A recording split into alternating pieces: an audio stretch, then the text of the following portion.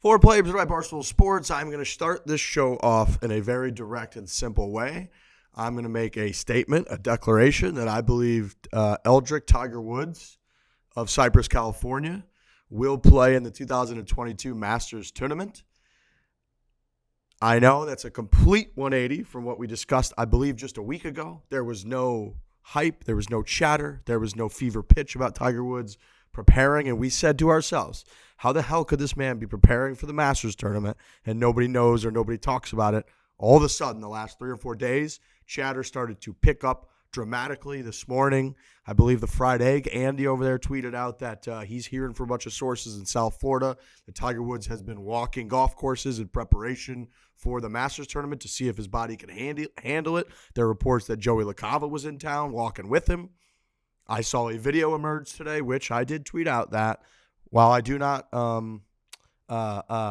condone, I do not endorse people sneaking videos of Tiger Woods without his consent behind trees and shit, I did get very excited because I saw it. I saw that man swing a driver. I saw him either with Robbie Mack or Joey LaCava with him. It's hard to tell. They both have the Riggs haircut. But I'm going to tell you this. I'm going to make a declaration. I think Tiger Woods is playing the 2022 Masters. I think I was on that train the whole time, which feels good because I firmly believe that. That video came out, got me more excited. But Riggs, did that confirm anything more than you? You're like, yes, he's playing golf, but we've kind of known that all along.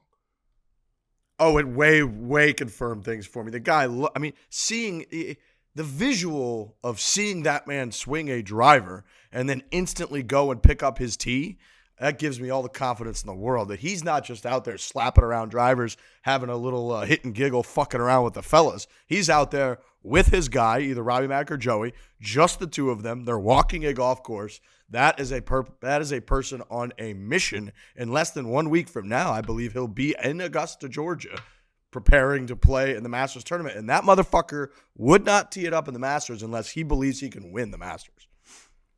Yeah, and on top of all that evidence that you presented, there's just a sense, and as we've been Tiger guys for a long time now, and you just can feel it. I don't want to say that we have superpowers or anything like that, but there is this feeling that like almost, I don't know. I mean, he hasn't said that he's not playing, and that's almost the biggest piece of evidence towards that he is playing. Like he would have probably said something by now, I would imagine. And then you just feel like, man, it's starting to feel like Tiger Woods is going to play in the Masters, and I have really no evidence to contradict that, outside of a car crash a few months ago. But like everything else has been moving in that direction where we're going to see the big man tee it up at Augusta. And I'm with you, Riggs. I'm going to echo your sentiment. I think it would be, at this point, an upset if we didn't see Tiger Woods on those grounds. Very good echo, Trent. Obviously, I'm coming in through some phone audio here. I want you all to know that I apologize. Sounds like you're underwater. I want to apologize to the listeners. This is an audio show that deserves a grade D-, and you'll hear a little bit more about why it's a D- at the end of the show when we get to our interview. But I had a little technical difficulty. It pains me to say that because I'm usually the stickler on audio and Lurch and him not being able to figure out technology. But today I come to you from Innisbrook in Florida and Tampa, and I do not have my computer. I want to say that for me, just hearing the murmurs and just, people just whispering about Tiger, that's all I needed. There was always like that thought that maybe he was coming back, and like I'm sure you guys got tagged in these tweets more than any tweet you've ever gotten tagged in. But the fact that the Masters has him listed as a player in the field, I mean, come on. Dude, every 30 seconds, like, hey, people dude, are tweeting that shit at us. I got a DM from a guy like 3 days after we got 1,000 tweets about it. He goes, dude, I just unlocked something.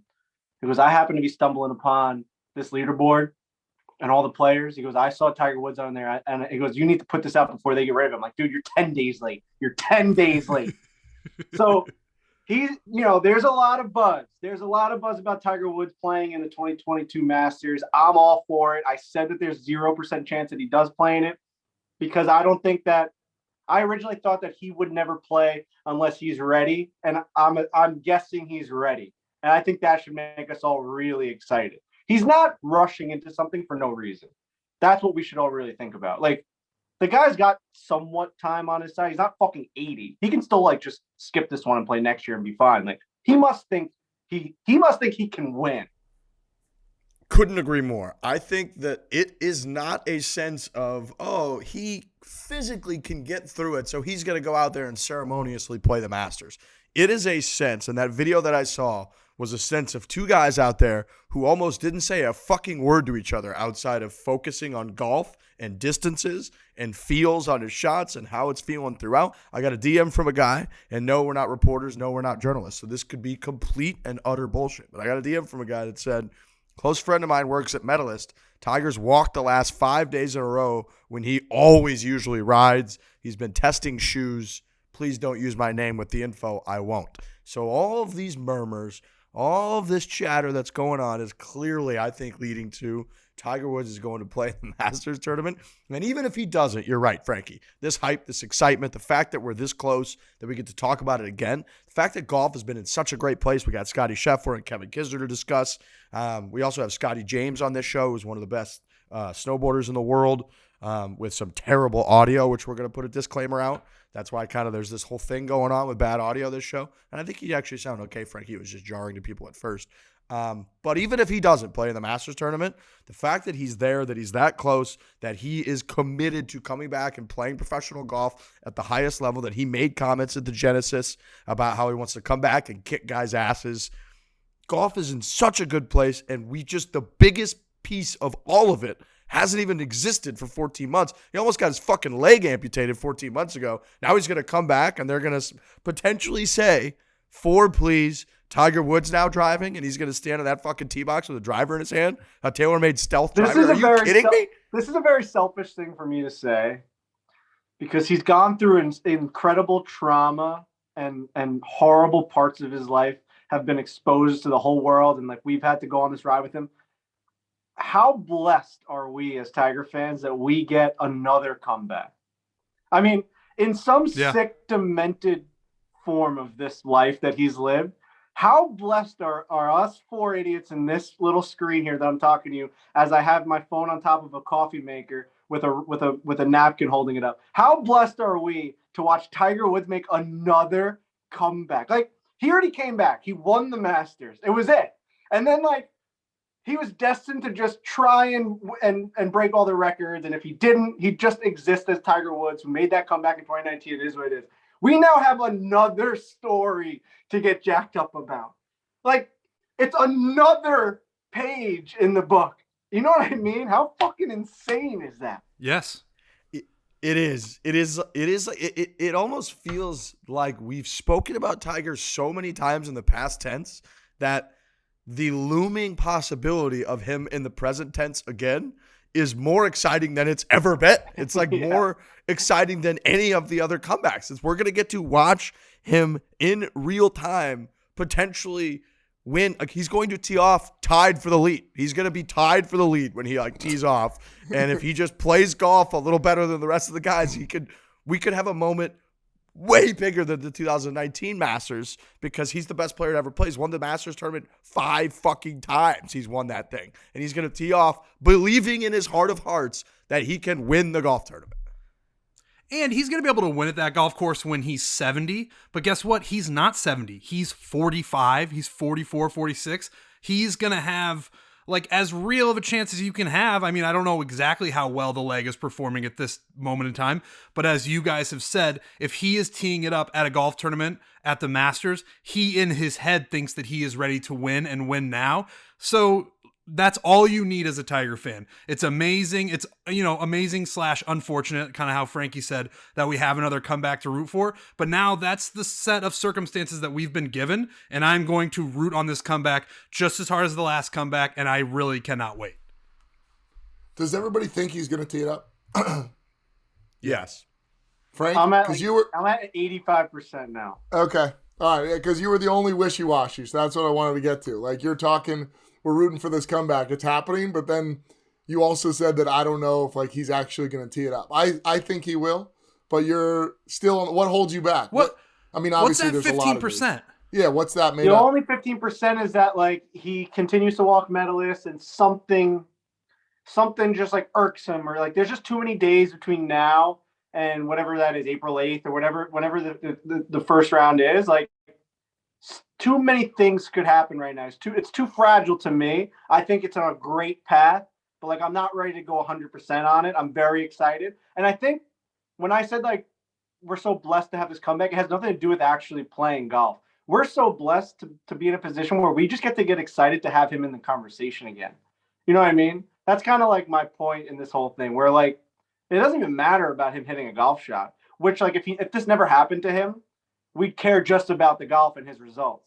Now we as Tiger fans get excited about non-golf things. Just him possibly showing up is a huge win for us now, which is awesome.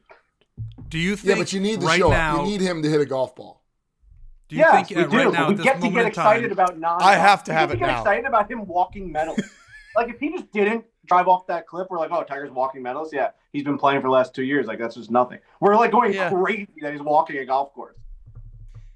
Yeah, it's almost like if you have a really grueling week like at work, it makes that weekend round that much better because like you were down and doing shitty stuff and feeling shitty about it and you got through it. And the contrast to like this awesome fun experience to the really shitty part makes it that much better. It is like that. Like if Tiger had just not had the car accident and we're like, oh yeah, of course he's gonna play in the Masters. He's a professional golfer. Obviously he's gonna play in the Masters. But now we're like, dude, he almost fucking died. Like his car was upside down. We're gonna get a Rich Lerner essay on like Live From where they flash pictures of the crash and of the comeback, and they might put something about a quote from an amputation. And we thought that and then it's like he emerges from the fucking azaleas looking like $1 bazillion, and he's the badass Terminator, Darth Vader of golf, and he's here to continue his assault on Jack Nicklaus's legacy. That's just gonna happen. We're just gonna have that. Mm-hmm. It's amazing. I think it's gonna happen. It's awesome. I think it's gonna happen. If he tees it up and makes a par on one, it's the most exciting thing in the history of the world. Dude, just hit the fairway on one. If he makes par on one at the Masters, it literally, my heart rate is going to jump, and it is going to be the most exciting time in my life, because that, in my mind, means that we're set up for the next 72 holes, next 4 days, of just highlight reels where the only thing you can do in that life is ensure that you're watching every second of Masters coverage, and then also the Masters app is going to be back alive, and whatever updates they make to the most amazing app of all time, I'm also excited to see. Right, if he hits the fairway on one, the anticipation for that approach shot is like I'm getting my palms are starting to sweat just thinking about it. Like I could cry depending on where that ball drops onto the green, like holy shit, man. Dude, yeah, and this is what he does. Dude, then at Augusta, I mean, the second hole is like a par 5. He can get there. The third hole is a short par 4. It's like Tiger could just. We're just in it. He's just like putting for birdie, and we're like, what year is it? Oh my god, he's doing the thing. We're two under through 4, and we're hugging Eddie and Chief at Barstool Chicago. We're going absolutely fucking bananas. Beers are getting thrown all over. Like that could happen in 2 weeks. Yeah, like a week and a half. That could just be what's occurring before us on a television as we're in Chicago with all the fellas. Peter Millar, I got to talk about Peter Millar real quick. These shorts, okay, they've got these Shackelford Performance shorts. These things are awesome. So, whether you're on the course, you're by the water, it's getting into that time of the year. I love shorts. I always wear shorts. We're in Florida right now, so it's hot here. It's humid here. I'll say it's quite beautiful this evening, but I like to be in shorts as much as I possibly can. These shorts, okay, the Shackelford Performance shorts from Peter Millar feature 4-way stretch and easy care fabrication, making them perfect for warmer days on the course. They're also water resistant, can actually double as a pair of swim trunks for a post-round dip. You go to petermillar.com/foreplay and check them out. I wore them today to travel, so that should tell you they're very comfortable. And then I also have right here, which isn't even part of this ad read, but this Peter Millar Pinehurst jacket. I take this thing everywhere. I just don't think it covers every picture I see in, you're in that thing. That's the Riggs. That's the Riggs jacket. Yeah, it's like my version of Trent's, black sweater outfit. It's like I just have this thing, and I think all the time when I'm going to put a piece of clothing on my body, well, I have this Peter Millar thing. Like, why would I put anything else onto my person so I put this one on a lot. PeterMillar.com/foreplay. Explore the full Peter Millar line. Be sure to use code foreplay to receive complimentary shipping.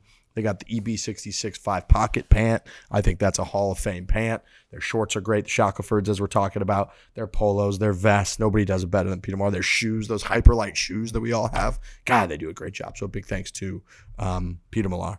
Talking about wearing the same outfit all the time, I got exposed big time today because Hannah Cook, she comes to all the Barstool Classics. She's been involved in all the golf content, a lot of the golf content this year. And so she's seen a lot of us. And I guess in her vlog that she was making today, like before she came to dinner, like basically what looked into the camera and was like, I guarantee Frankie's wearing blue Peter Millar shoes, whitewashed jeans with one rip on his knee, and a blue Barstool Golf hoodie. And when she saw me at dinner, she started laughing at me, like really mean. And I was like, what's going on? She's like, I just guaranteed that you were wearing this exact outfit and you just are. That's pathetic. I was just like, dude, the one rip in the jean knee was real exposing, because that's like, I wear the same jeans all the time. And that brings me to the new question. Like, how often are you guys rotating different pairs of pants or do you wear the same pants as long as they're relatively clean? I got relatively clean. I mean, probably three pair of pants, maybe.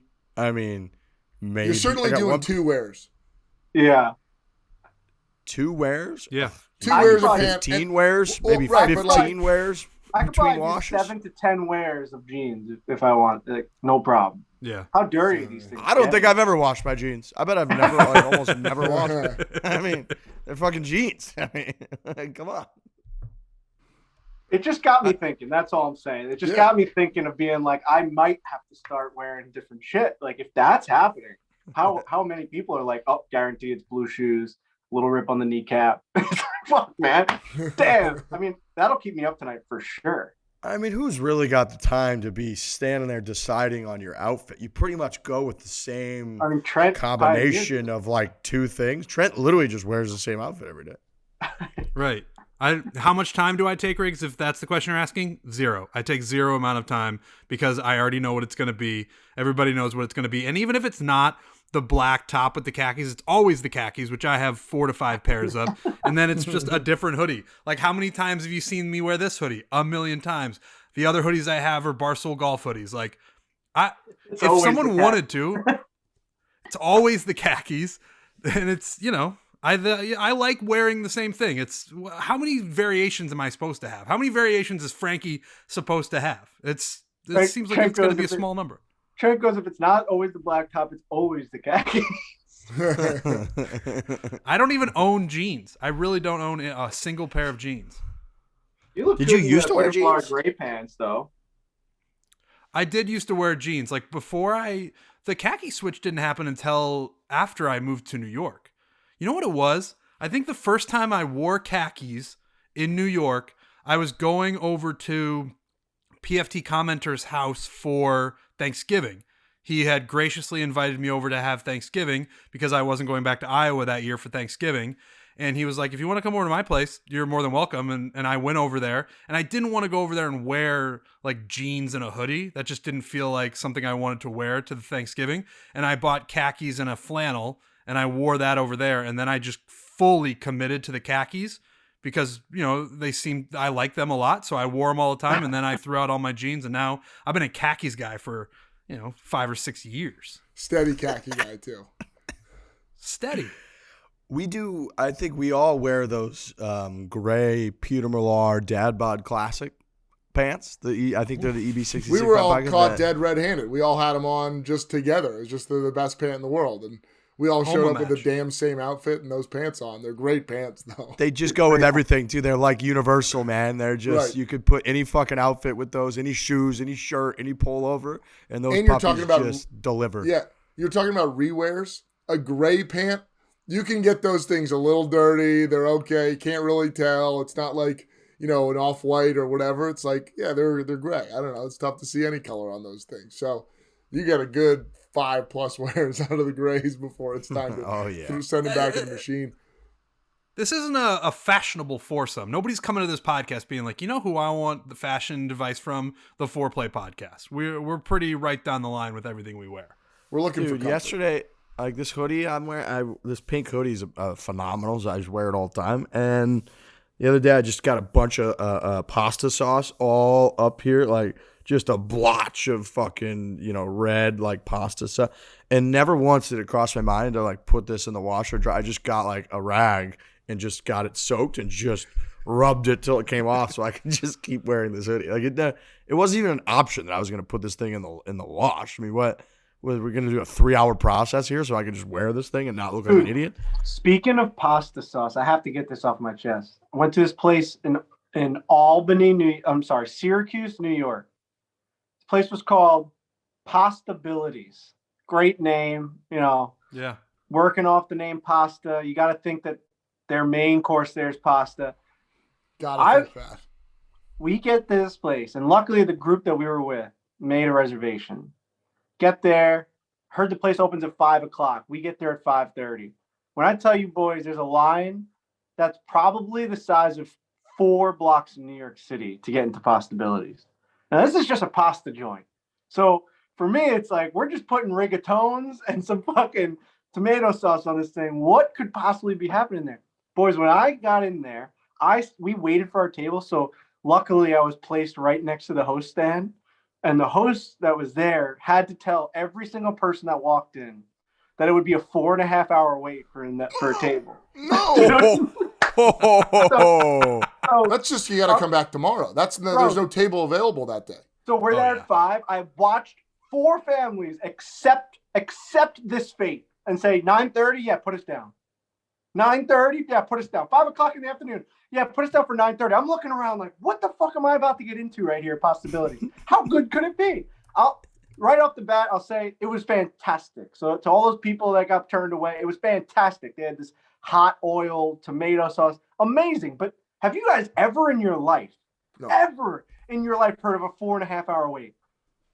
Absolutely not. And I've certainly never accepted that. I mean, 4.5, we're just going elsewhere. You're just, we'll try that place maybe tomorrow or the next day. my pizza's here, speaking of which. Possibly never. Dude, I would have looked at that hostess and said, "I'm gonna be in bed by the time you're seeing this." The faces of some of these dads that were like in there to bring their families in for a nice pasta meal and be like, "Yeah, we're gonna have 6 here for Pastabilities tonight," and they're like, "Sir, you got to come back tomorrow." And we're like, the guy's like, "No, absolutely not."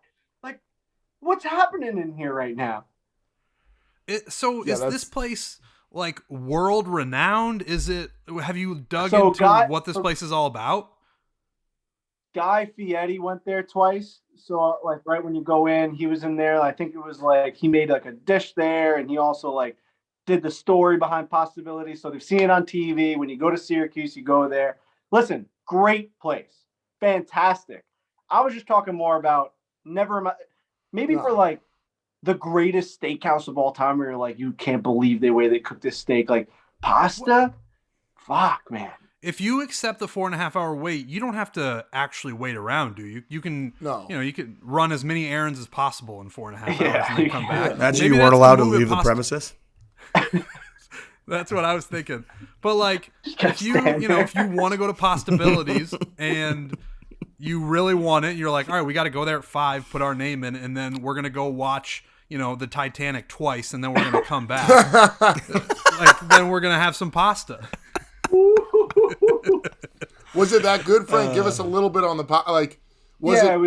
it was world class pasta. Definitely. What would be your okayed wait time for the meal that you had? If they said like an hour, if they said 30 minutes, hour 15, I'd be like, all right, I'll grab a Peroni at the bar. Maybe it's earlier, maybe it's 45. But like if they go over an hour 15, I'm like, I'll go get McDonald's. Like, you know what I mean? It's like, at a certain point, it's a meal. Any meal on the planet that I would wait for an hour and a half for. Be a good rating system, honestly, of just like how you think about food. Because I think any meal for me, I wouldn't say it's an hour, or else like you're just gonna have something else and just be like, if there's an hour and then they have other words to say that pertain to the time, Yeah. I think you're out. I don't. So it's going to be an hour, and I think you're out. Yeah. I mean, And you also, can't- Lurch, knowing you, if you get a 4.5 hour wait and you accept it, you're going to eat 2 to 3 meals before Yeah, you get that's a back good and eat point. that meal at Possibilities. That's a good point. You know, you're like, we got to stop by a fast food joint just to like get a order of fries or something. Yeah, just to make it to the 4.5 hour time slot. I'm gonna be dead if I don't Right. eat before that. We got to get to Kiz and Scottie Scheffler, but I want to know, now that we're on the topic, we'll finish this off. What's the meal that you'd wait for the longest? Is there a specific restaurant? Is there a specific meal? Or maybe we just talk about cuisine. Is there a place you're thinking of that you're like, all right, this place, I want to eat this place tonight. If they tell me 2 hours, I'm fucking waiting it out. Yeah, mine would be Fratelli's Pizza in St. Charles, Missouri. It's my, everybody grows up with like, you think that your pizza spot is the best spot. That's my favorite pizza on planet Earth. So I would wait 5 hours for that. I would just go get a different meal, and then 5 hours later, I would have that as my second meal. Yeah, it's similar to me. I've talked about on this podcast the Chinese food place back home. Well, I'm there now, but it's Pei's Chinese. And Have you had I it, would- dude? Yeah, I had it. No, like you've had it on this recent stay at home? Yes. Fuck, is it just as good as it used to be? Yes. Fuck, yeah. Oh, awesome. And What's your would- order on I- the Chinese food? I like spicy Mongolian chicken. Yeah, Okay. you do. I'm do. gonna smash dumplings every time. Just as 2 orders of dumplings, lock and load those things, dip them in the sauce, cut them in half, turn them into like a small bowl with meat. You know what I mean? You get the steam, you can dump the sauce in the half dumpling and eat that thing. So good. Got to be horrible. The thing that's great about being home is that Pei's is my number one for sure, but there's 3 to 4 other Chinese food places that I get just as regularly because they're all good. Like This is the hotbed of Chinese food. for your boy it is. Yeah. For your boy it is. And it's, I'm living. I mean, I'm gaining, 5 pounds a day, but who cares? Good. Yeah, who cares? Right. I want to get to Lurch's food intake this weekend because I know he had a big weekend, and I want him to be able to discuss that. Couple logistical things first. We do have Scottie James, Australian snowboarder, good dude, loves golf, fan of the show. He was, I don't know where he was, but it was just the internet connection that we were having with him. It was just bad enough that like we could actually have a conversation, but there's no way it sounded great. So we're prefacing that. I think Jake Bass, he's kind of a ninja with the editing and hopefully could take out a lot of the BS and make it sound pretty good. But we're going to preface that. And he was just the man. He's cool. He's got the hair. He's fucking snowboards. He's Australian. He's got the accent. So that interview's coming up. We have Jake Bass. Who is our video? Which video are we dropping on Tuesday night? Doc Redman. Trent, do you remember what happened TaylorMade Media Day when you launched a golf ball in the air? Yes. I certainly remember. I don't want to give it away, but I remember. I'm certain you remember. I'm certain you'll remember that for the rest of your life. So yeah, Doc Redman. Not only is it a good video because Doc is awesome, and we just tried to make a hole in one, but something happens during the video that I don't want to give it away, but you'll have to stay tuned and see it. So it's a good video. Yeah, it's a fantastic video with Doc Redman, us trying to get a hole in one, and some things that occur. I think we had like an hour and a half that we had with him, and we all 5 of us just continuously ripped golf balls at 160 or so, 150 yard hole, trying to get a ace. Jake Bass was up on the green. We have the Kisner Ain't No Hobby merch is out. We're doing percentage of the proceeds. From that, portion of those proceeds are going to the Kisner Foundation, which obviously him and Brittany, which is his wife and his family, do great work with the youth all around kind of Aiken and South Carolina. So merch is really cool. Ain't No Hobby. You remember the entire story, the whole deal. Kids, Fore play, golf, merch, whole deal. So go check that out. Store it at barstoolsports.com. We got to talk about Celsius. I'm gonna tease because I can't even imagine what Lurch ate this past weekend with such an event going on.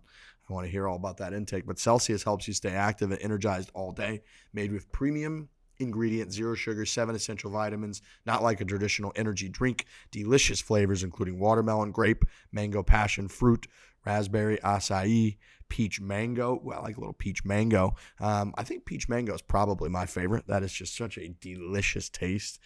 I've been on a big mango kick, I would say, for a year or so now, with all kinds of any drink that has the mango, but the peach mango from Celsius is probably my favorite. They also have different product lines for all situations. They got Celsius Heat. That includes caffeine to help boost energy to overcome any challenge. Celsius BCAA Plus Energy. It's going to help with recovery after a workout. And then Celsius On The Go, which are small powder packets in their different flavors. So you can just add to your water bottle and you are ready to rock. You're going to get a nice boost. Go over to Celsius.com to find a store near you. You can order online as well at Amazon, Walmart, or Target. Celsius, live fit. Go check them out at Celsius.com. So, Lurch, you had a little chicken wire event going on. I saw some stuff on Instagram. Why don't you tell us a little bit about this event? I'd love to tell you about that. Before I do, we chat about Tiger, and then we got into a couple other topics. I just looked on the Barstool Sportsbook. He's currently at plus 6,600 right now to win the Masters, where I think based on news, what's going on, those odds could drastically change before the first tee. So go check out the Sportsbook. Maybe lob a couple bucks on Tiger Woods and ride this next 2-week journey together, because that could be just fantastically interesting. And yeah, so Chicken Wire Challenge is a paddle tournament that really my brother runs. It does an amazing job planning this thing. It is one of the best, if not the best tournaments, I think, in the world. Let me eat a slice of pizza while you talk about this. We were up to 10 vendors this year. So paddle tournament, funky game. People make fun of me for it. Certainly Frankie loves to make fun of the stupid sports I play. But I like paddle tennis. No, I know, but you shit on some of the racket games and whatnot. And we should. It's more the culture. It's the culture. I don't shit on racket games. I just like the fact that you're so good at them and you don't look like you would be good at any of the racket games that you play. Appreciate that. Actually, you're speaking of the Chicken Wire Challenge winner. So won EA flight this year, which is very exciting. My partner Bob Post is just an absolute stud. So he really carried the squad. But yeah, big win. So Chicken Wire Challenge paddle tournament. We had live band. We had people in stilts. We had buglers to welcome people, welcome everybody, to give that like horse racing welcome as soon as they jumped onto scene. Raw bar. Somebody cutting haircuts, and you could do a single blade razor shave in case you had the time between matches. I saw you getting a haircut. I got a trim there, which was great. That was Good haircut. Little trim. Good haircut. Yeah, it's not bad. He took a lot of TLC into this thing. I think his name's called like Evil Scissor too. So kind of an interesting haircutting name, but I think that's his last name. I think it's Adam Evil Scissor. Speaking of Lurch's hair, did you guys see the clip? Out and About, our podcast with Gabe, Pat, and Joey. There was a clip on there that they were talking about someone, and then Gabe Pat says to Joey, "Oh, is it the one on the golf podcast with the hair that you love?" To Joey. So now it's like, well, Riggs and Trent are This is out. a lot to throw on somebody right now, so we're out. So for me, it's like my thing. Maybe it's you, Frank. You got a decent head of hair. No. You're the guy with the hair, though. Like I wear a hat every day. Like if you're like that, like. And Frankie, Joey knows you. Right. Yeah, like, that's I a good think Lurch point. might be that guy that Joey's got his eye on. Like, who's that fella that has the hair on the golf podcast? So I don't want to put any like things out it. But if you guys saw the clip, then you would kind of agree that like that's who I think they were talking about. But I apologize to Joey and Pat if that's not who they were talking about. But I think you're the guy. I might be the guy. So that's kind of interesting news. I think that's a big compliment. Like I feel like as good of a compliment as you can get. Those guys are. Oh. First of all, I don't know if there's a bigger fan of Joey. I love Gay Pat too, but I don't know if there's a bigger fan of Joey. Joey's hysterical. Joey's amazing. I mean, I followed him on like Instagram and Snapchat for like 10 years. I've been saying mama for like 20 years. It's crazy. I fucking love that guy. But there was a clip with them. There was a clip that went viral the other day that he had me like laughing out loud at whatever he said. I can't think of the exact thing, so obviously I'm butchering it now. But go give that a listen. Go check it out because they're great podcast. He's funny as hell, and Pat's awesome too. So chicken wire, kind of, stressful, a little bit stressful, but also fun because my brother does a lot of the setup. He does all the setup, but I'm there to, support and do different things. We got 100 people coming in for the tournament. So I'm obviously not a dairy guy, but when we're getting everybody together, Only non-dairy guy that eats dairy all the time. well, so we love going to Val's, which is a local bar in town. That's their pizza. So what do you do with your friends? You get kind of the lazy food that everybody can eat. You get as many pizzas as you possibly can have. Friday night, I probably had, there you go, Riggs. I probably had 7 slices, maybe 5 garlic knots. And then I finished with a plate of Caesar salad. So, hammered. Yeah, exactly. Got a couple greens in to close it. And then woke up the next morning. I had to start going. Actually, shout at me. I have a girlfriend, so I picked her up at the airport early morning. And then, wow. Yep. Congratulations. So then I had a banana on the road. I was like, I'm going to be healthy today. I couldn't breathe from all the dairy last night. So poured a hot coffee down my throat.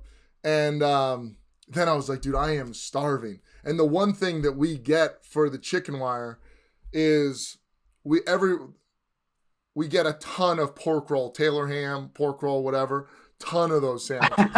So I was supposed to have our first match at maybe 9:30 or 10. We ended up, because matches went long, I didn't play till 11:30. I think I probably had 5 halves of pork roll before I started. On top of that, banana was a nice start, but I probably had 5 halves of pork roll.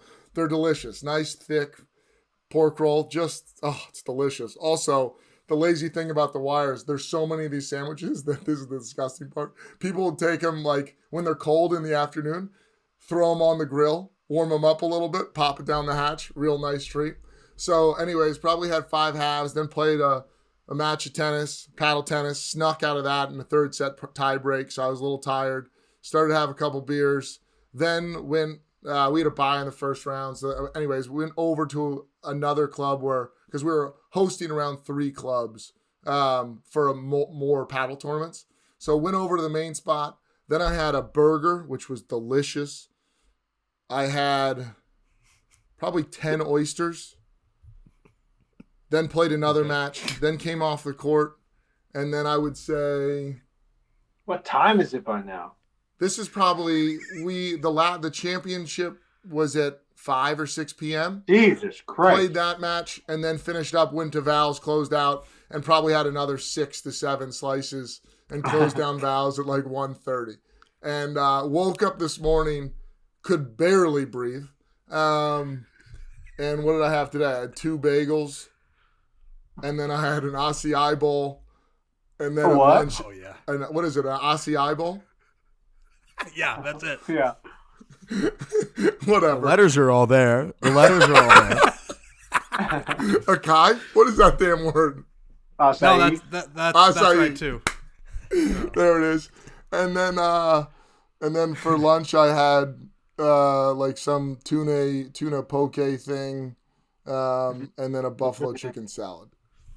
And now I'm here. Oh, and actually, I just stuffed down a bunch of Thai food, and now I'm sitting with all you guys, closing up a weekend. Probably gained 14 pounds. Now I'm come to think of it. Man. You can't just gloss over it. You can't just gloss over at the end of that and stuffed a bunch of Thai food down. Just everything else was itemized on how much you ate, and then you're just then I just closed it out with a bunch of Thai food. I had 4 big bowls of Thai food.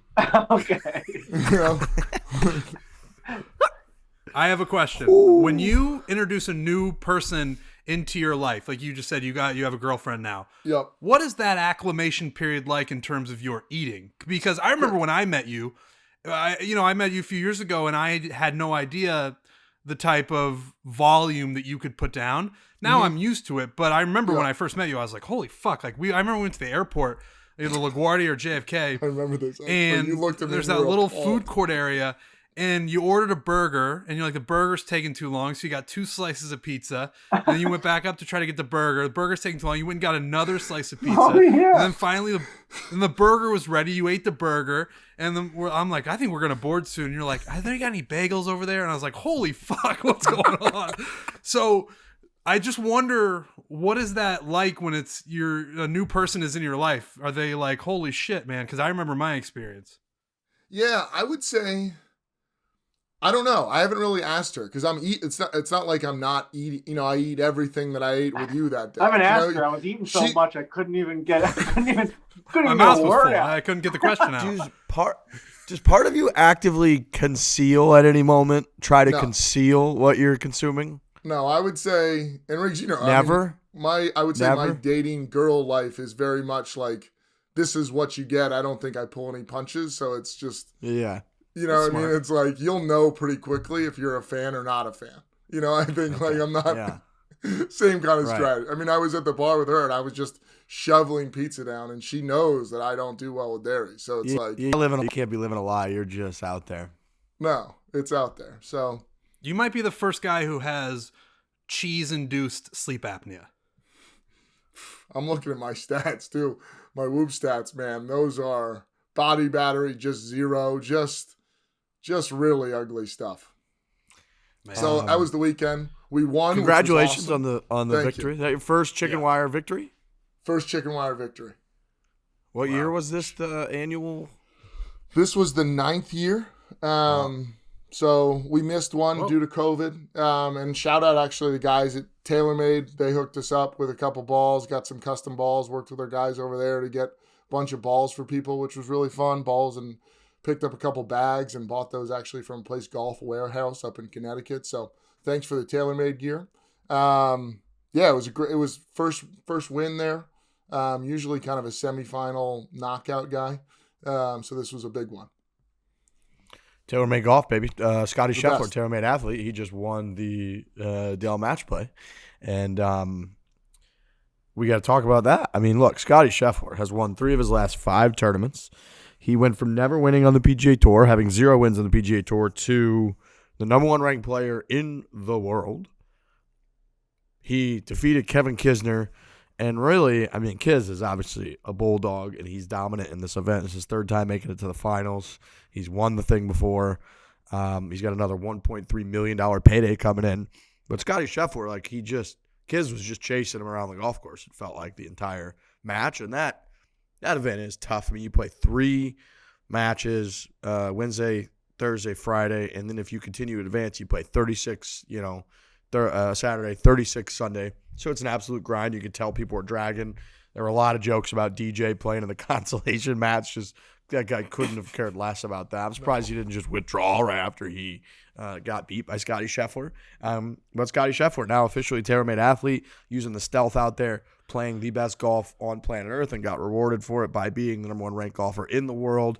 A very emotional moment at the end with his family was all there, and his dad hugged him and said, I'm more proud of you for the person that you are than for any of the golf. So how about, is his dad a fucking poet or something? I mean, him dropping that line in that moment was incredible that he pulled that off. So the whole thing was just fantastic. Scottie Scheffler is one of the nicest guys in the world, and he's a fan of the show. He's a way bigger fan of Barstool than we ever thought. Frankie, you had that video that you tweeted out where he didn't even think that you knew his name when you guys ran into him at Kiowa at the PGA last year. And So then, good. we sat down with him at the Northern Trust at Liberty National. Shout out to all those people setting that whole thing up, and realized that Scottie Scheffler is just as tuned in to what we do and what goes on at Barstool Sports probably as anybody on the PGA Tour. Yeah, and we've met Papa Scheffler at the Ryder Cup and his whole family. We met his aunt and his uncle. Maybe the biggest fans of anyone I've ever seen. They are a great family, tight-knit. They travel. They like to root on Scottie. We've been a fan of Scottie for the past year, where we really realized and I mean, it's been a pretty recent emergence of him being this kind of guy on tour. I remember when we were at the PGA championship at Kiowa, Trent and I were walking. Yeah. And that's that whole story of I walked by him and I just said, Scottie, and just because he was Scottie Scheffler, he was a name, he wasn't anything crazy. There's murmurs that he's going to make the Ryder Cup team at that point. Nothing crazy, just one of those just good American golfers that you just don't really think about from a week-to-week basis. And he was stunned that I recognized him, and that's how humble he is. That he would be why does that guy that I see on the internet know my name? Something that's how we feel when a guy recognizes us. where we're like, how the fuck do they know what we're doing? Like, that's insane. The fact that he thought that about us is nuts. It's completely reverse and psychotic. But Dude, he's just a man, dude. Like, the thing that I love about that video, but true to your own form, he's like, Scottie's like, yeah, and then Frankie starts like yelling at me, and it's like that spot on Frankie of just like turning that into a stab. It's like, how would I not know your name? Like, you're Scottie fucking Scheffler. Like, dude, I can almost picture what I. Right, I mean, like, I'm screaming at him at Kiowa on the range. I'm like, what the fuck do you mean I don't know who you are? You're Scottie fucking Scheffler. And he goes, all right, relax. He's like, relax. I didn't know. It was like a mix-up. I don't know why you're mad. So yeah, he's like, we've gone back and forth a bunch of times now at this point, pizza and just everything. And every time I message him, he's just like, thank you so much, Frankie. Like, he's so thankful and just like so appreciative. The most humble guy that I've met on tour.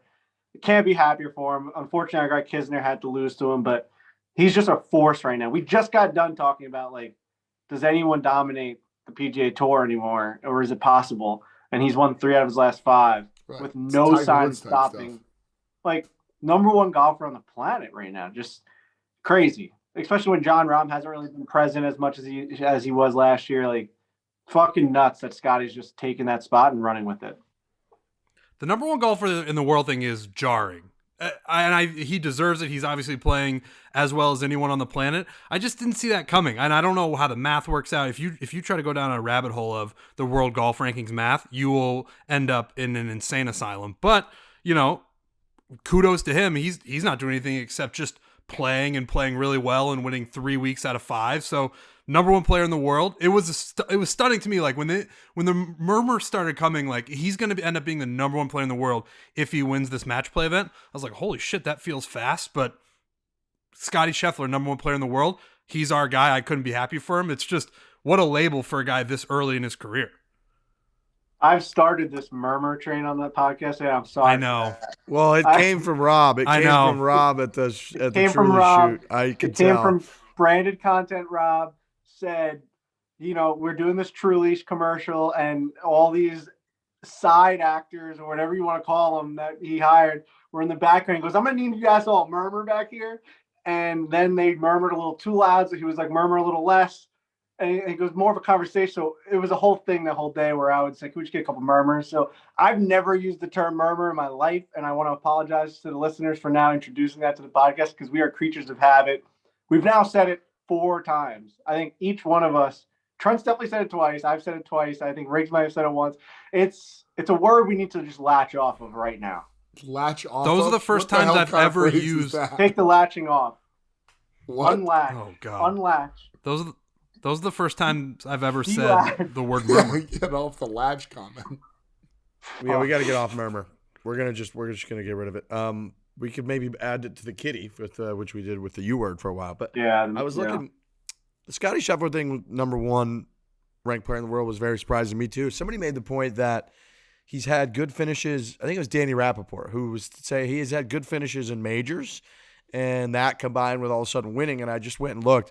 In 2021, he was tied for 18th at the Masters, tied for 8th at the PGA, tied for 7th at the U.S. Open, and tied for 8th at the British Open. So the big like world ranking point events, he racks them up. And then all of a sudden you get 3 wins, and it's like John Rahm hasn't won, I don't think, since the U.S. Open last year. And then you had Patrick Cantlay went on that run, but he's like hasn't won. So it's kind of like it was ripe for the taking. Rahm's points were sort of fizzling off a little bit, and then somebody gets really hot like Scottie wins some big events, and all of a sudden he's the number 1 ranked player in the world. So it does feel like he needs like a major, you know, like to be number 1. I remember when it was like Lee Westwood and Luke Donald, like when those guys became number 1 in the world, it was always like, what? Like you gotta kind of have like a bigger feather in your cap there to be number 1 ranked player in the world, it feels like. Question for you that I just looked up, Riggsy. What do you think Scheffler's ranking was at the end of 2021? And if you know it, don't shout it in. But if it doesn't look like anybody knows it based on their faces, so I'm gonna say he was like 17th in the world or something. Okay. I would have said 6. I was gonna say 6. Oh, I was gonna say like 21. Okay, yeah. So he was 12th in the world, which, like, if you're gonna go on the tear that he did, that makes more sense. I thought he was closer to Trent's guess. I mean, if in terms of like low 20s in the world, which would make that rise to the number one harder. But yeah, I mean, Frankie, if you think he was 6 at the end of 2021, he's been on this tear, he should be like the best player in the world by a mile. Yeah, I didn't do that math right. I just thought that I was trying to do kind of like figuring out, like you guys said 21, Riggs said like 16. I tried to do something not around that. I probably should have went like 10 because that would have been made more sense. But I just think for me, like I'm not really as surprised by him doing this well. He's like, ever since we kind of got involved in the Scottie Scheffler story in the past half a year, he's just been like in the mix. Like it's so common to see him either contending for a win or winning a golf tournament. So for me, it feels like we kind of just like weren't paying attention to how good he actually was. And he's proven that. Like obviously the wins are more present and they're more in your face, but he's been really good for a long, long time. Well, and think back to when he was matched up with Jon Rahm on Sunday at the Ryder Cup. Everyone was like, whoa, this guy is going to get fucking blasted into the sun by Jon Rahm, which made sense because Jon Rahm was, and he was playing the best golf on the planet, and he has been for a while. And that just goes to show the pedigree that Scheffler didn't necessarily have. Now, he did end up winning that singles match, and then, he's gone on. He clearly loves match play. He won, Waste Management, and then he won Arnold Palmer. Like, now he's got that pedigree, but just, what was that, end of September? He was, the guy that was going to get absolutely walloped by Jon Rahm at the Ryder Cup, and now he's the number one player in the world. So it's happened fast, but he has been playing well for a while. Yeah, true. True, and it's, I think a lot of it too is that he hadn't won, so it's like that really seems, you get so much more attention when you win, right? Like think about how good of a week Kisner had, and he finished second, and like he's just these next 3 or 4 days not going to get any really attention. And like Scottie Scheffler he's on all the graphics that the PGA Tour tweets out and all the clips of him with the family, and like there's such a difference between winning and not, especially in the public eye. So I feel like him just having not won until recently, until a month and a half ago or so, was probably a big part of that reason. But yeah, him being that high, 12th, and then rattling off 3 wins in 5 events, him having taken down Jon Rahm and having a great Ryder Cup, he's just clearly he's the best player in the world right now. So congrats to Scottie, and he's a TaylorMade athlete. So shout out to our friends at TaylorMade Golf. He is using the TaylorMade Stealth. He's using TaylorMade irons. He's a TaylorMade athlete. Are you ready for the ultimate giveaway? Speaking of TaylorMade, we're teaming up with our friends from TaylorMade for the ultimate season opener sweepstakes and giving away 50 prizes to 50 different winners from TaylorMade. These prizes are going to include everything from a grand prize full bag of new TaylorMade clubs to a new Stealth driver to TP5X golf balls and everything in between. The grand prize, full bag of TaylorMade golf clubs. Wow, that's exciting. Now through May 10th, go to TaylorMadeGolf.com/Barstool Sweeps. So this is a big moment for you folks at home. Maybe you're dozing off. Maybe you're not really paying attention. You're going, what the hell is Rick's talking about right now? Sweepstakes? I can win a bunch of free stuff from TaylorMade, full bag of clubs. Yep. Go to TaylorMadeGolf.com/Barstool Sweeps to enter and celebrate the season's first major and the unofficial start to the golf season. The Sweeps is running across a number of podcasts within the Barstool Network. We want our loyal followers to win. So head over to TaylorMadeGolf.com/Barstool Sweeps right now for your chance to win. Be sure to let them know you heard about it from Foreplay. Make this golf season better and fill your bag with the best. Of course, that is TaylorMade. Go to TaylorMadeGolf.com/Barstool Sweeps right now to win big. Okay. I saw a lot of chatter on Twitter about the Scottie Scheffler number one in the world thing, and like I guess there's a world golf rankings Twitter that I don't ever want to see again. But there's like a group of people that like to argue about it. But I would equate it to like he's not the best golfer on the planet. Just like you wouldn't say like Chris Kreider is the greatest goal scorer of all, like in the NHL, even though he's like leading the NHL in goals. Like it drives me fucking crazy that guy's playing so well. But like it's very clearly like Alex Ovechkin's a better goal scorer than, you know what I'm saying? Like it doesn't have to be not this year. I'm just saying it doesn't have to be an end all be all that he's the greatest golfer. When someone's number one ranking, it's the same thing as being the stat leader in another. Fucking Nelson Cruz leads the MLB in home runs one year. He's not the greatest home run hitter in fucking baseball at the time. It's like he just happens to be really hot. Like I don't know why people get so crazy about that. It's a snapshot, is what it is. It's just a little look into what's going on right It's now. a leaderboard. It's a But I guess standing.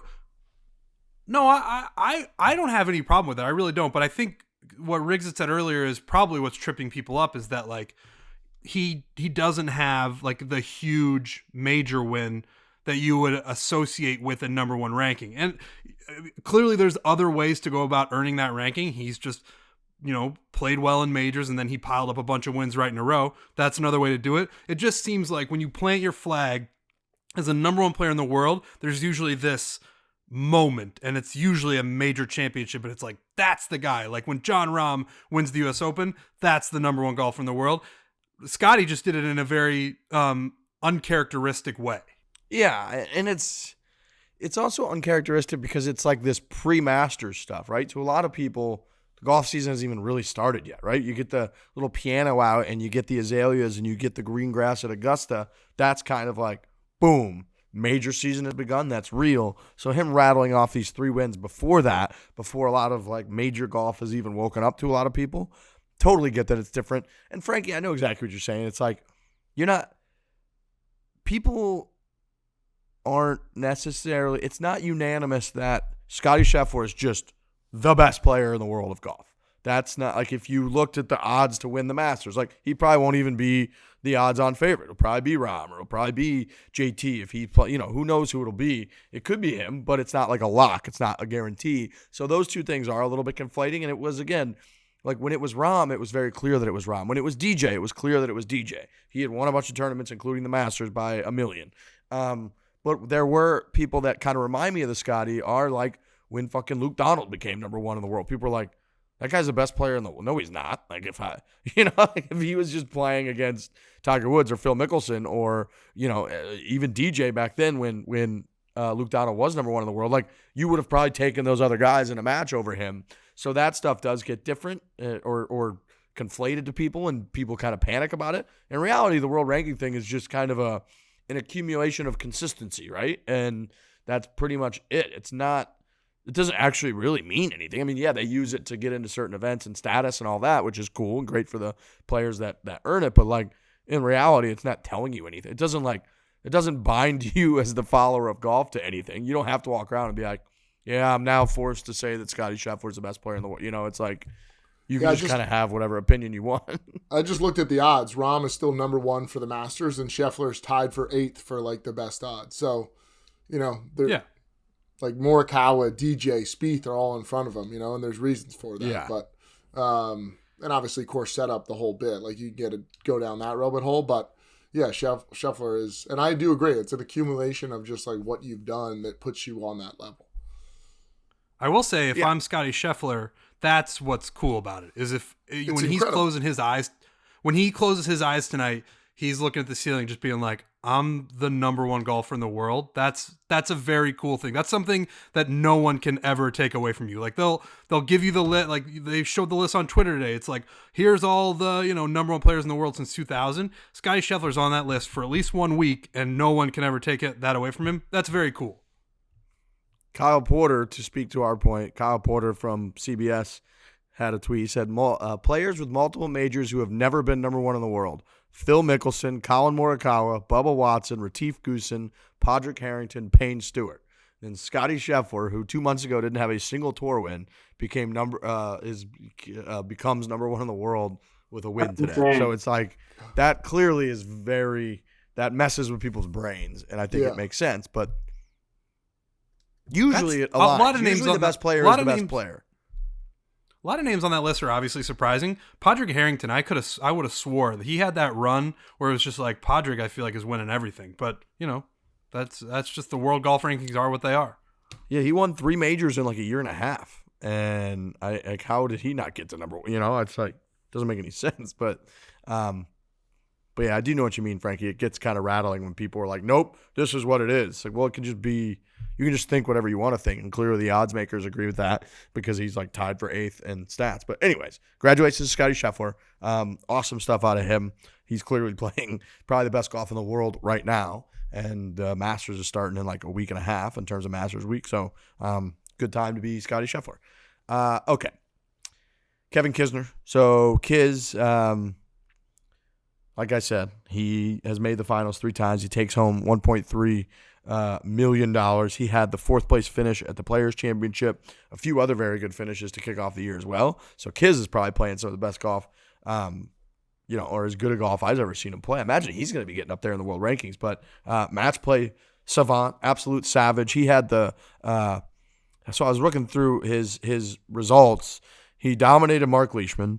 He barely beat Luke List 1 up. Then he dominated Justin Thomas, where I think the stat was JT was 3 under through 8 holes, and he was 5 down, I think, or 4 down to Kisner to start his round of golf. So Kiz was just blitzing. He had the insane comeback against Adam Scott.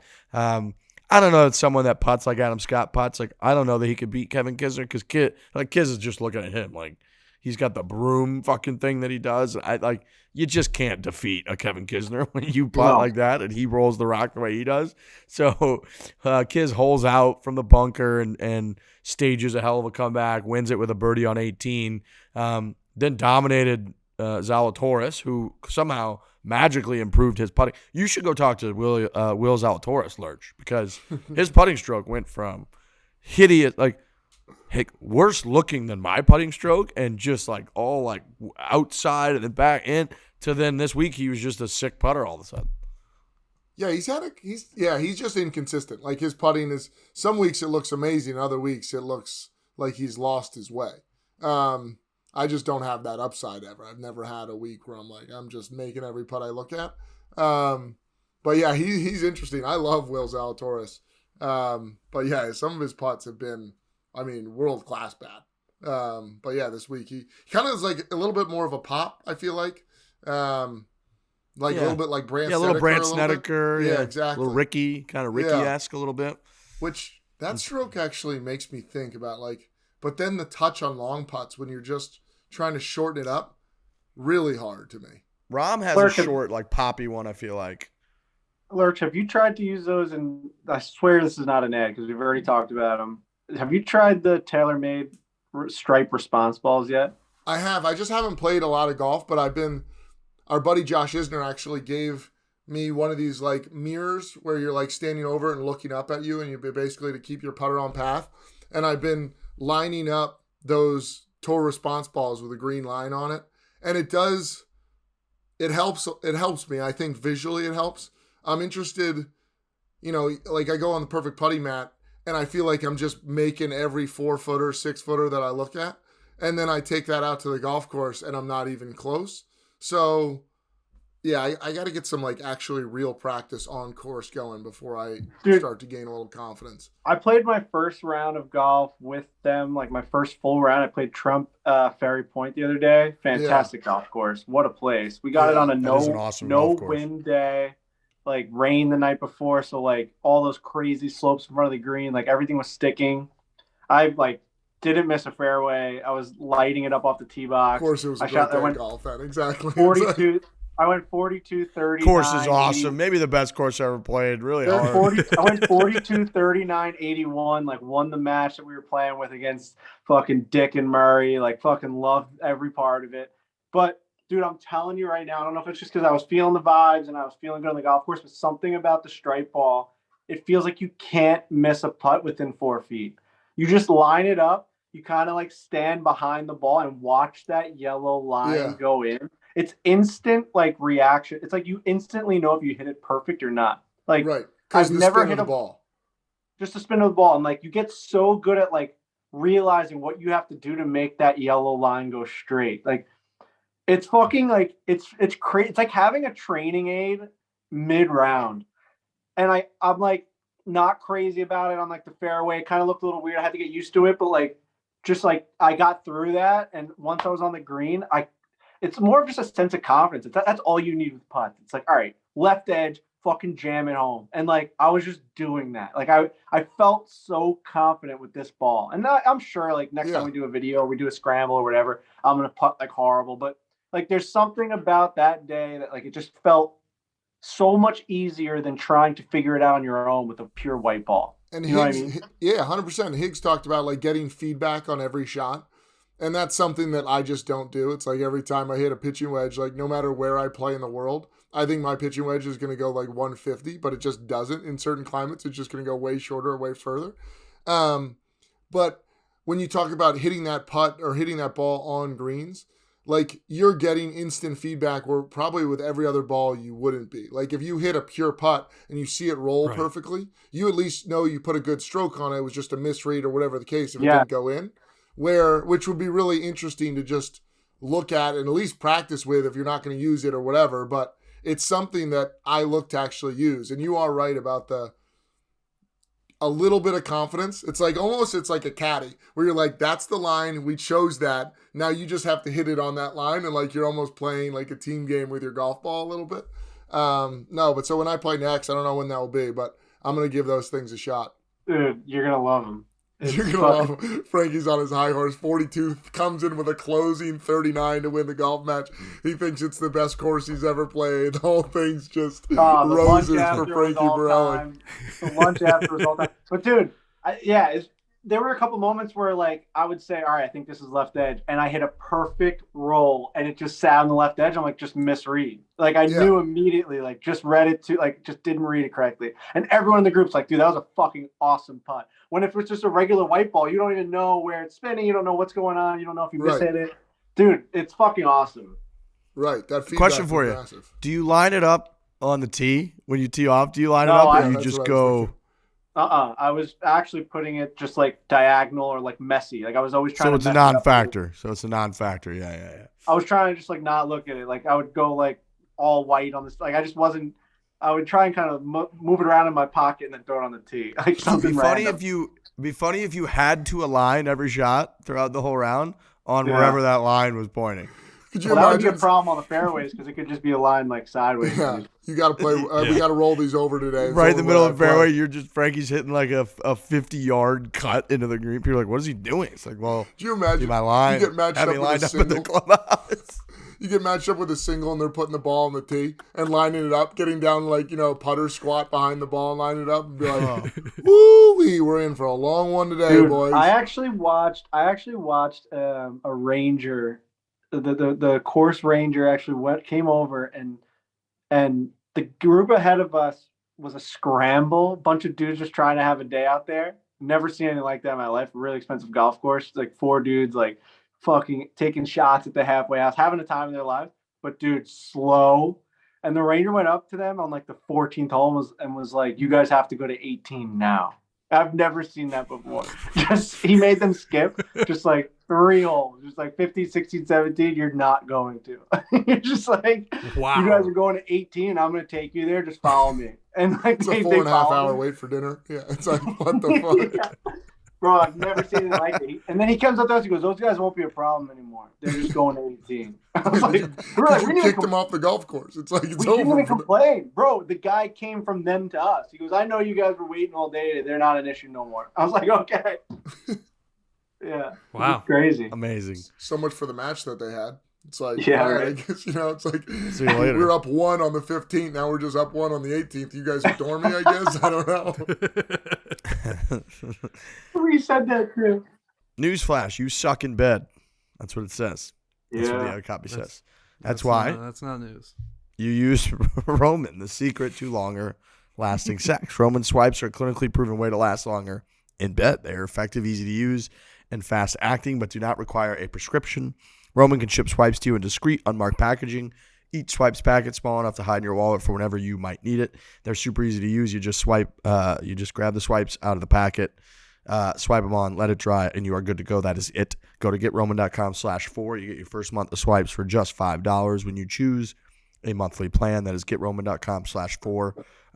It is the secret to longer lasting sex. You do not want to be someone who does not last long. You don't want this cool experience that you have finally found yourself in to go away quickly. You want it to last longer. There's all kinds of weird tricks. You don't have to worry about those anymore. You just got to worry about Roman. You go to GetRoman.com/Fore. You get your first month of swipes for $5 when you choose a monthly plan. That is GetRoman.com/Fore. Big thanks to Roman. Frankie's jumping. Why are you jumping around different screens? What? Why are you turning your screen on and off? No, I was checking the battery to make sure I was good. I didn't mean to jump around. You look Dude, like I'm- you reacted like you got caught with your Yeah, hand down you your just pants. got caught What? with your Yeah, he pants did. down. Guys I applying just had to take Roman my on finger off the himself. screen, and Riggs stopped the show and was like, "Why is Frankie jumping off?" I was Well, trying yeah, to you went disagree about from bottom left of my screen, then you disappeared, then you reappeared bottom right. So now I got my whole it. orientation is I off. didn't know that was happening. I apologize. Mhm. Listen, we're just battling through this show. We're getting through it. All right. We have Scottie James coming up, who Australian snowboarder, the whole thing. We kind of did that.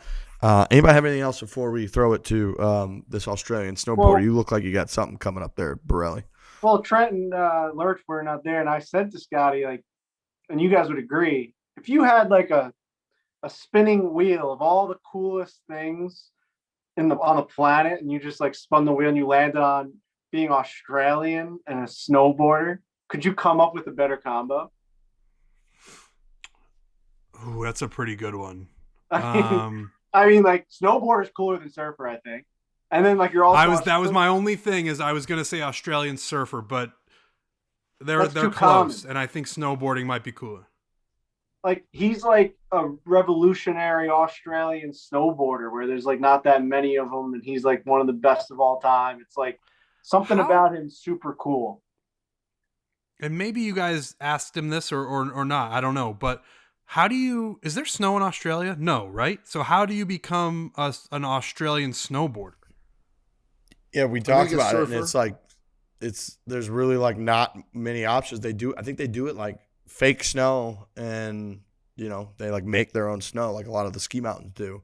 But yeah, there's like I looked it up on the show. I think Australia all time has like 17 medals in the Winter Olympics, like ever. Yeah. Right. Like that's like becoming an Alaskan surfer. Right. Right. It just Jamaican doesn't make any bobsledder. sense. Right.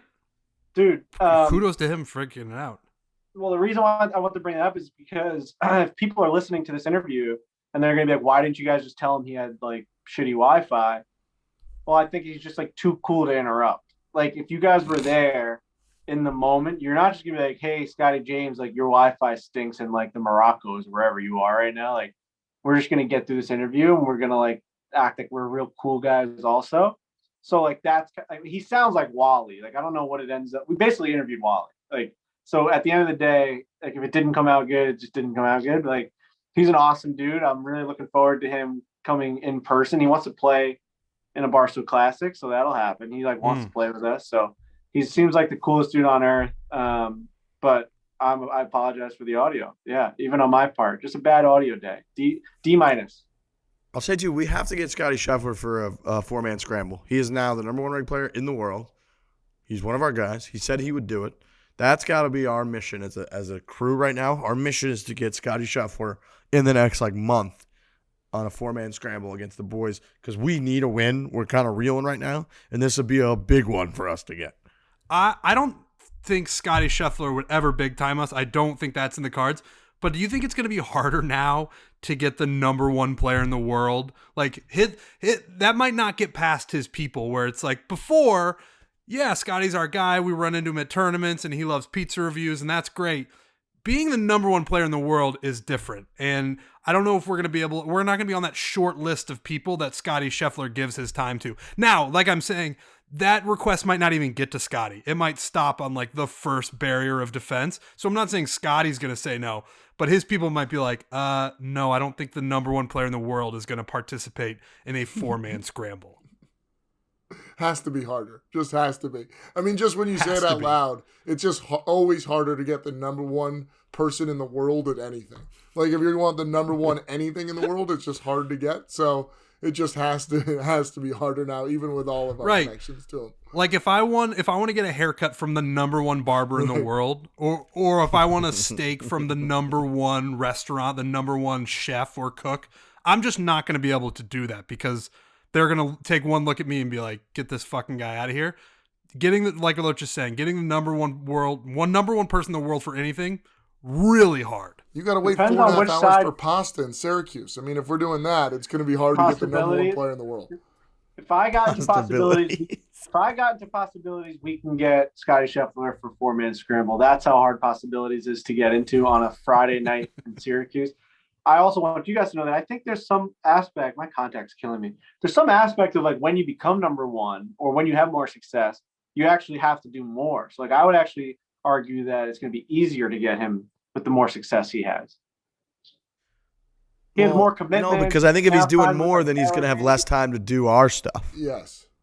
Yeah. Right. I don't think we're on that list. We just have to be like the important thing he has to do. Like we're TaylorMade. Yeah, guys. True. Like I'm not like that. That's an argument about how important we are. I'm saying he is going to be doing more media stuff. Like that is a fact.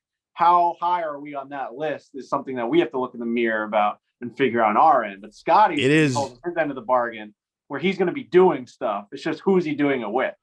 That's the question becomes, do we have a direct line to Scottie? I believe some of us have DM'd with Scottie, and that is probably going to be the way to go because I'll message him right now. I'll message him right now and say, great win, but you're due for a loss. 4-man scramble. Right, you ready to get knocked off that number one pedestal because the 4-man scramble's coming to Texas, baby. Woo! Well, I would do it right now while we're on the show, but I'm using my phone. And then you guys are going to get mad at me for leaving the screen. No, I DM him when he wins, and he always responds. I just, a nice like, great win, Scottie was rooting for you out there, and he usually likes it and then sends like a thanks, bro. So I do think though, like the like funny, nice win, but you're due for a loss type bit needs to come from Frankie. I feel like you're better suited for that. Yep. Yeah. It is also funny that we're the 4 clowns that we are sitting on the show, and we're like, yeah, we need the best player in the world to just play golf with us. Like, why isn't he just going to play golf with us? Yeah. Come on, man. I mean, like, who fuck are we? What are we doing here? But that's also, I think he's going to do it. I think we're going to have to bring it that day. We're going to need a huge win. Imagine if we did it at Austin Country Club, how cool that would be. That'd be tough. I was going to say that'd be awesome. There's so many advantages to length there that we would be absolutely smoked. Also, on the broadcast this week and this weekend, they couldn't stop talking about how many times Scottie has played that place because he went to Texas. They're like, boy, he probably played this place 10,000 times. And it's like, holy fuck, we're going to try and beat him there. Well, because he finished second there last year. So it's like he's going to play well there. I would advise us to not play the number one player in the world at maybe his favorite course. So let's just play anywhere else but there. I just think, yeah, I mean, it would just be so cool for the video. That course like pops on a video with the bridge. What's that bridge called? Pennypacker Bridge or something like that? Oh. It would be epic. Kept saying that name. If we lose on the 15th, it wouldn't be that sweet. But like, I actually am, I'm on the side of I think we should play that golf course. Kisner hit a ball in a better spot than all 4, the best shot of all 4 of us, and he got smoked. You know what I'm saying? That's true. Like our best shot out of our 4 doesn't even come close to any of Kisner's swings, and we beat crushed. Kisner. Remember, we defeated Kisner. we beat Kisner. He got crushed. Yeah, I mean, I do think competition-wise, but like his actual home course, he's going to be even better than that. We got Max home on a course he'd never seen before in his life, and he just beat us. Yeah, that was fucked. Let's try and get him I think first, the cool. We'll do the logistics on what course we want. Let's start on. Okay. Yeah, that's a good point. Start with the basics of him accepting this offer. Yeah. Do you have a patchy beard or a cowlick? Finally want to grow out that mullet? Maybe you just need a style that works every day. Whatever your need, go to Sport Clips Haircuts. We actually were speaking about hair at the beginning of the show and how having a nice haircut brings you, your whole look together. Lurch has recently just gotten a great haircut. Obviously, his was specialized because it was a special event, but typically, Sport Clips is going to get him dialed in. Stylists are specifically trained to cut men's hair. Sport Clip stylists are experts in men's hair. So whether you got long hair, curly, short, thinning, thick, chubby face, skinny, whatever your look, they know how to cut and shape your hair. They put that in the ad copy. It says that. They said chubby face? Long, curly, short, thinning, thick, chubby face, skinny, whatever you look. Look at that shit, man. Fuck. Looks nice. They have an MVP haircut experience.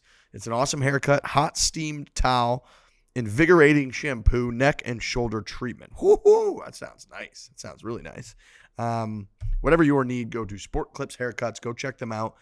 Professionally trained, specifically trained, focusing in men's hair. You are a man listening to this right now.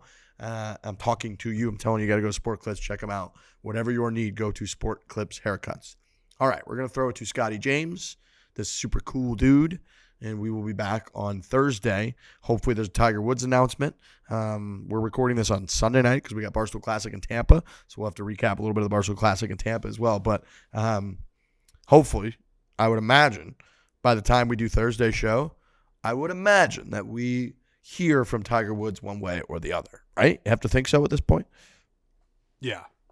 Yeah. So hopefully we can break that down, react to that. We'll be back on Thursday. Hit it hard. Hit it hard. Hit it hard. Hit it hard. How are we doing? I'm doing good.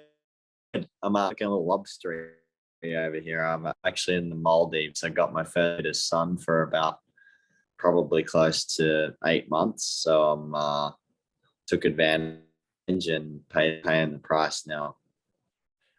Wow. I know That all sounds about nice. that. I know all about that life though. Like once we have cold, dark winters in New York, and then all of a sudden we go play at like Pebble Beach or something, and people expect me to get perfect tans. Like no chance. Absolutely no chance. I'm gonna be a rock lobster. Oh yeah.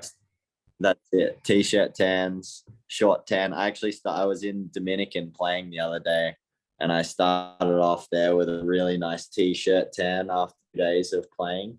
And then now I've evened it out here a little bit. So that's good. We get the sock tan from golf in the summer around here. Your sock tan just gets horrific when you go ankle socks. Oh, Frankie doesn't really get that because he only wears Wear pants. He pants. doesn't show off his legs. You're a pants guy. You're not a strictly no shorts on the course. Is that your rule? Or? Well, it has nothing to do with like prestige or like honoring the golf course or like the old Tom Morris. But for me, it's just about not showing off my legs. It's more of like I'm embarrassed about myself, and I don't want to have to deal with like, dude, your legs are so pasty and thin. Like I'd just rather wear pants. Fair enough. Well, I would have been the guy telling you that your legs are pasty, and I wouldn't have had much. Exactly. My legs definitely pasty. Cool. Frankie, I think you have better legs than you think, and he's very self-conscious about his legs. He thinks they look sort of like pasty and feminine, and then he thinks his forehead looks feminine. Yeah, I do have a feminine forehead. It's just a little round. I was Yeah. going to say something about that. And Fuck, man. Well, we all can't be like really cool Olympic snowboarders. Like we're born in Australia that have like the coolest accent of all time. Like some of us have to just sort of like mask our being by wearing hats and pants. Like you just get to be like, I mean, Riggs, I think if you were to do like a simulation of like all the coolest things that you can possibly be in the world, I think like Australia and snowboarder would be like the two top categories. You know what I mean? The two top choices in each category. Yes. Yeah. No. It is legit. Just you're guaranteed to be cool. Like you can't walk into a room, have that as your resume and your background, and be a fucking dork. It's just impossible. I mean, you said that you can't be a fucking dork, and you're talking to me. So here we are, guys. I mean, maybe I'm the first one ever. But no, it is. It's funny. Like going around the world, obviously traveling and doing what I do is amazing, and everyone is always like, wait, Australia, like do you guys even have snow? And they always ask. That's what also followed up by, did you ride kangaroos to school? I'm like, yeah, we rode fucking kangaroos to school. Yeah, we did. So it's a pretty out there thing. Dude, we were in Melbourne for the President's Cup in 2019. And within, the first 30 minutes of us being there, we're like, where are the kangaroos? Why, how, like, did they die off? Like, where? People were like, no, you don't, like, unless you're in certain spots, you don't see them. They're not just squirrels. Like, they don't just jump off the trees. And so we actually went and looked for them. And then once you found them, like Tasmania, we found them.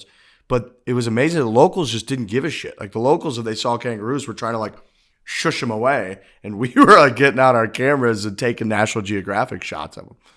Yeah, I mean, when I go out and play golf, I mean, it's pretty rare, but it seems to be every time I play, I usually have a koala climbing up my 9-iron. No way. Jesus. I mean, everyone's like, that's impossible, but it just happens to me for some reason. But yeah, kangaroos can be a little bit of a pest. Koalas don't actually crawl up my 9-iron. That would be amazing. Maybe I might Say, actually what get the a fuck? koala. I might get a koala driver cover though. I mean, now we're on the topic. Yeah, you should. You got to play into your heritage a little bit, you know? Yeah, that's it. Exactly. I mean, it's very clear. I have the tiger one right now. Tiger one always plays. The Tiger one always plays. No matter who you are, if you got the Tiger one, it's like, yeah, I mean, it's always in. So you're learning a lot about our show. We don't really do like real intros. We got Scottie James, who's one of the best snowboarders in the world. Couple Olympic medals, just won the silver in the half pipe over in Beijing. I believe you have 4 Winter X Games gold medals in Aspen. I think you have 3 World Championship gold medals. So this guy's legit.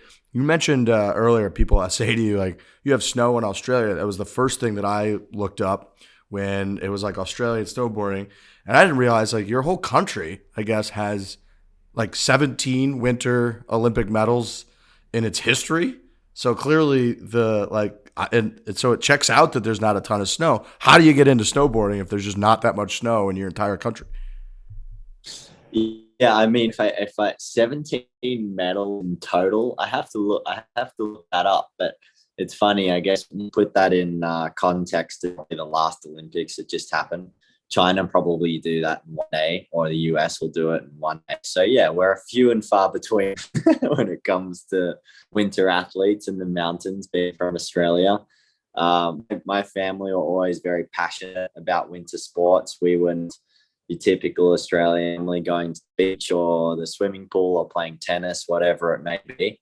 So yeah, we were taking trips over to Canada when I was really young, and my brother was actually the ski racer when we were younger, and I would follow him with my mum just to go and watch him race. And then I obviously, when in his runs, I was going off and doing my own thing, and over time just really gravitated to it and loved it, and then ended up turning it into my career, and he stopped. So it's pretty special. And obviously the Olympics has been an amazing experience, and X Games and the whole thing. It's been I'm pinching myself a single day. It's been an amazing journey for sure. Do you guys get, like, in Australia, do you get a big bump right now of interest in winter type sports? I know in the US, like when our team actually makes the World Cup in soccer, then for the next like 6 months after, soccer's all the buzz in our country. We didn't even make it the last fucking time. But do you get something similar in Australia? Or people like, oh shit, I want to get into snowboarding now? Well, it's funny that you mentioned the soccer team, because I went to ESPYs. I was nominated a few years ago, and I went to the ESPYs in LA, and the women's team from America just won the World Cup. And I felt like it was the only thing I heard about for about, I don't know, 2 months. And I already knew them all. Like, by the time I got to I don't really watch soccer, if I'm honest. And by the time I got to the ESPYs, I like saw them. Like, I'd never seen them. I was like, oh, that's so-and-so. And that's, blah, blah, blah. So it was obviously very celebrated in America, similar to in Australia. It's like, no one really follows winter sport that much, but we get this shot every 4 years to almost show everyone what we do and what we spend some time away from Australia for. I mean, I think the end goal really for me is I always consistently ask myself, like, what am I, I don't want to say legacy because it's a bit self-indulgent, but what is the mark I'm leaving in terms of just Australian snow sport in general? And I would like to think that a bit more interest generated, more so beyond like a young talent side for snowboarding from my success in competition. But whether it's making a difference in people actually wanting to go or not, I'm unsure. But yeah, hopefully in some way or another, inspiring the younger generation to go and do it. So it's cool to look at it in that light. Yeah, in golf, it's grow the game, right? That's the phrase we hear all the time. Grow the game, grow the game. People were talking about that. You actually, I mean, it sounds like in snowboarding, you won an award. This Victorian Institute of Sports Award of Excellence honors the athlete who has achieved outstanding sporting results at major events during the year while contributing to the promotion and development of their sport and or made a significant contribution to society beyond pure sporting performance. So you legitimately were honored for basically the growing the game version of your sport. So this is not just talk from you. This is something you're pretty crazy about. Sure. And unfortunately, that doesn't transcend into my golf. Growing, my game hasn't grown too much as of late. In fact, I shot a 95 the other day. I wasn't going to say it, but I did. I actually, it was my clubs in my caddy. I'm going to blame it on them and the terrible wind in Dominican Republic. But other than that, yeah, no, I do. I think it's a huge driving motivator for me to get a lot of kids involved. And then I work with an amazing charity in Australia called Challenge, and they basically support and help families that are living with cancer.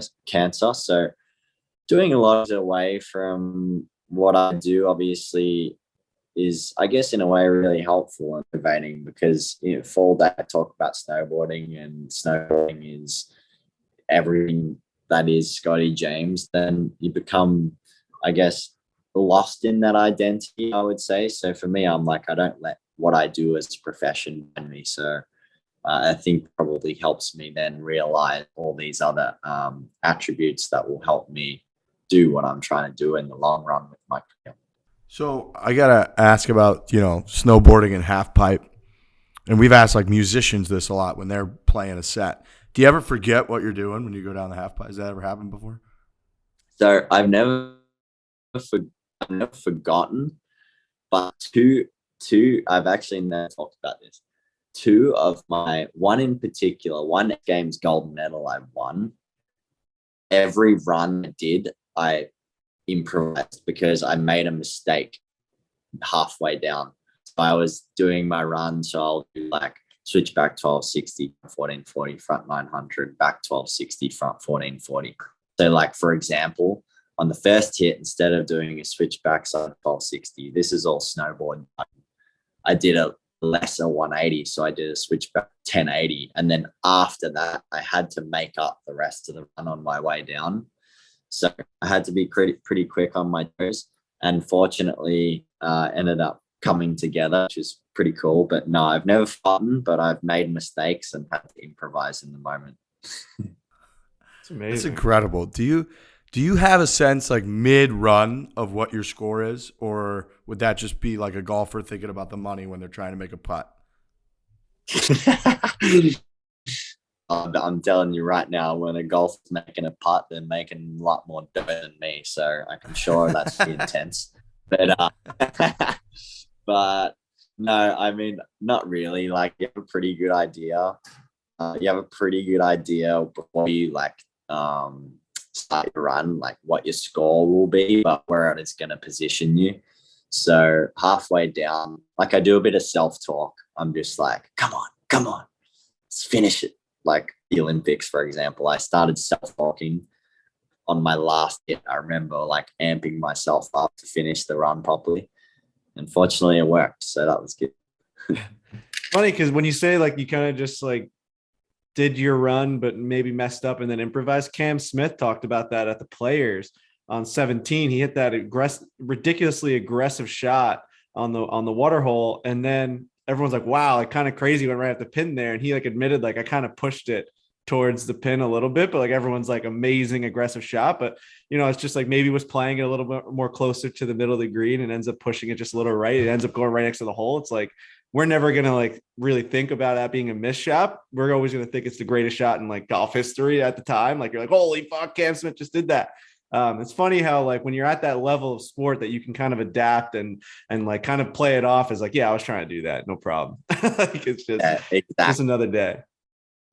For sure. And it's you know, I really pin it down to, and it's so relevant to golf. I mean, I love, like, I honestly, I use golf as a tool to more so on the mental side. And like, I just learn a lot from golf, and I'm sure a lot of people do.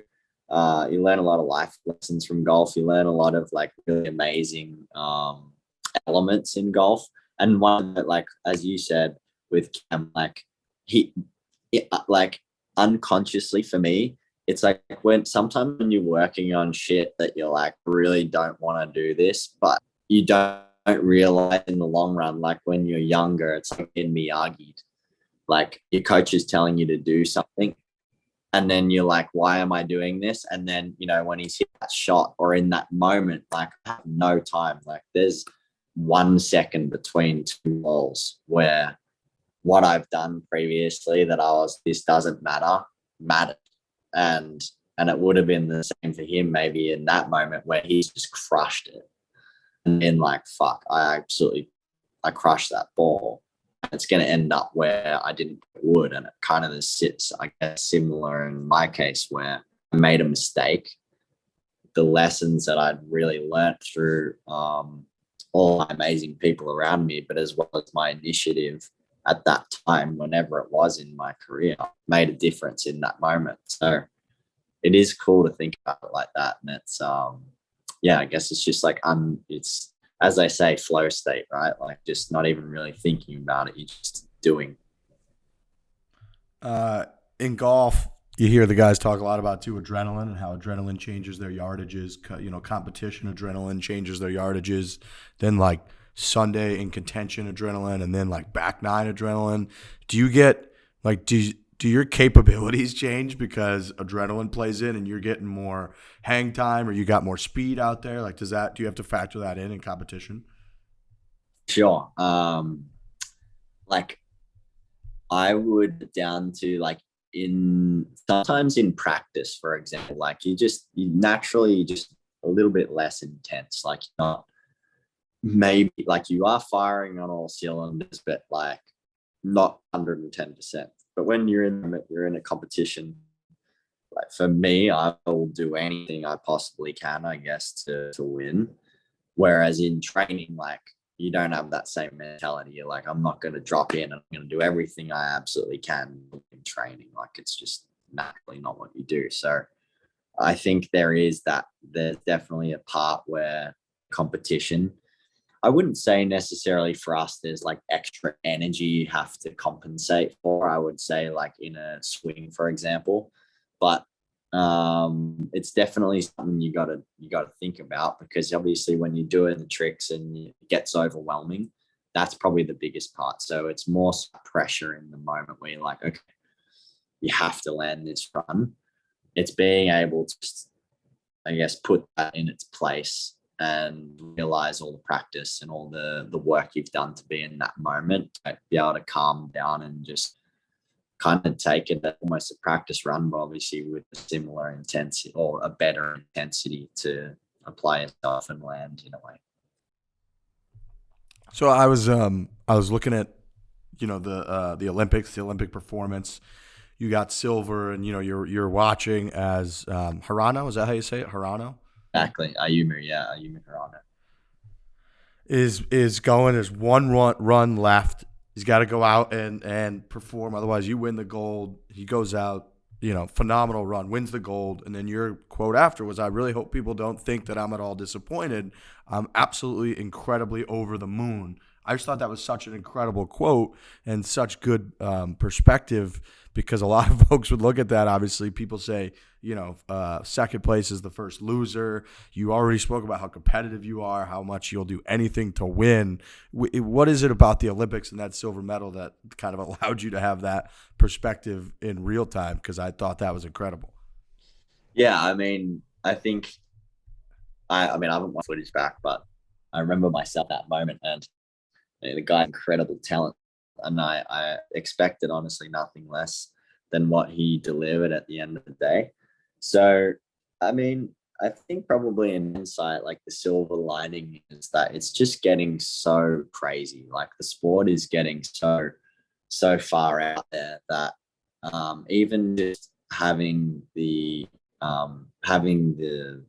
the mindfulness to maybe just be like, I'm okay. I'm okay today. And like, it sounds really grim, but it's true. Like it's getting to the point now where it's go up, and obviously every day you can freaking get hurt crossing the road, and shit happens in life, but it's getting to the point where it's getting very intense every day. And it didn't used to be like that. Whereas now the tricks are getting so hard and so difficult, and in a way, I guess, a bit threatening.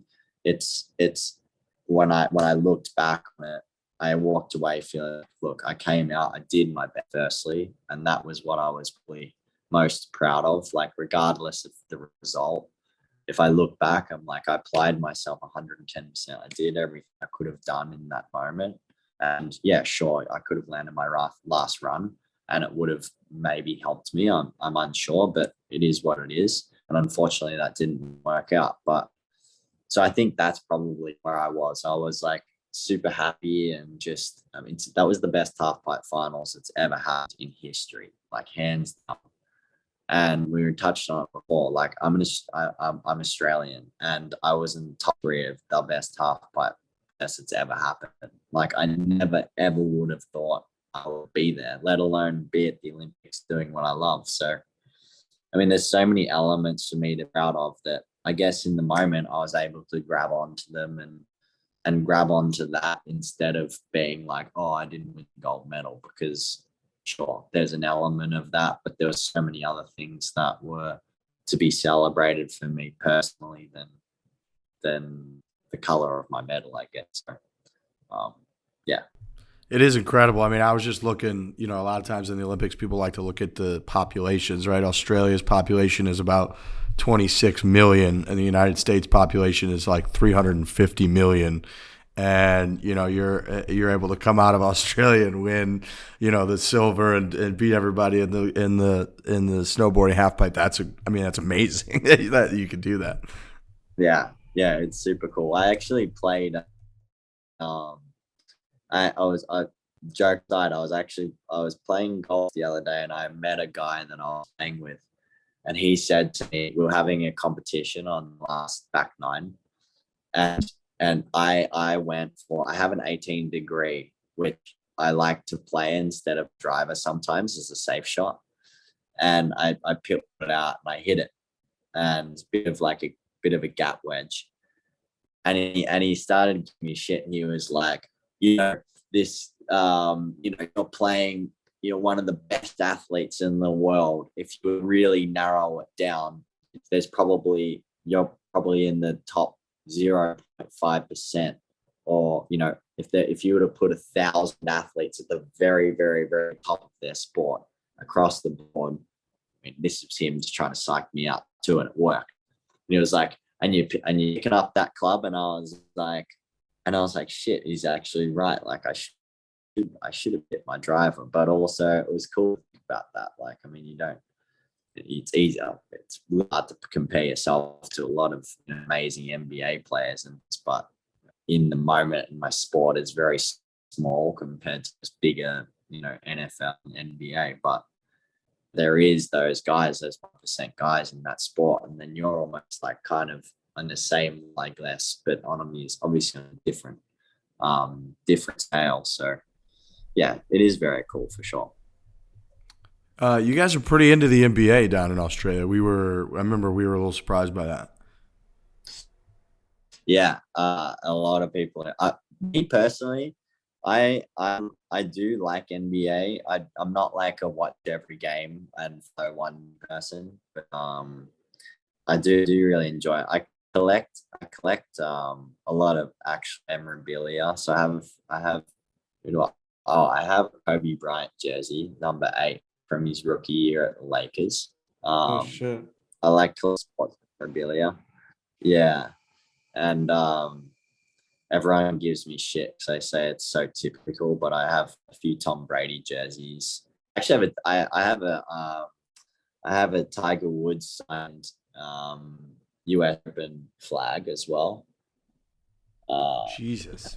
I collect a bunch of memorabilia. Do you have like a bunch of your own memorabilia, or is that just weird? No, my dad actually collects all of my snowboard bibs.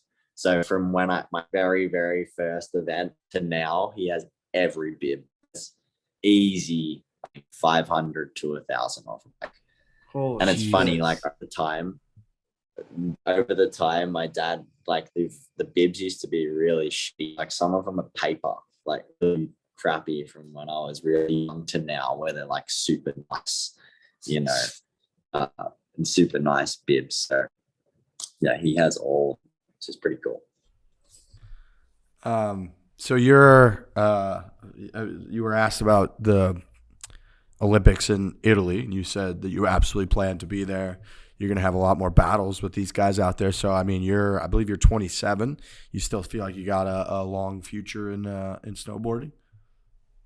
Absolutely, yeah. I feel I think the greatest thing is I just get more and more love for it. Like I'm even thinking about it now.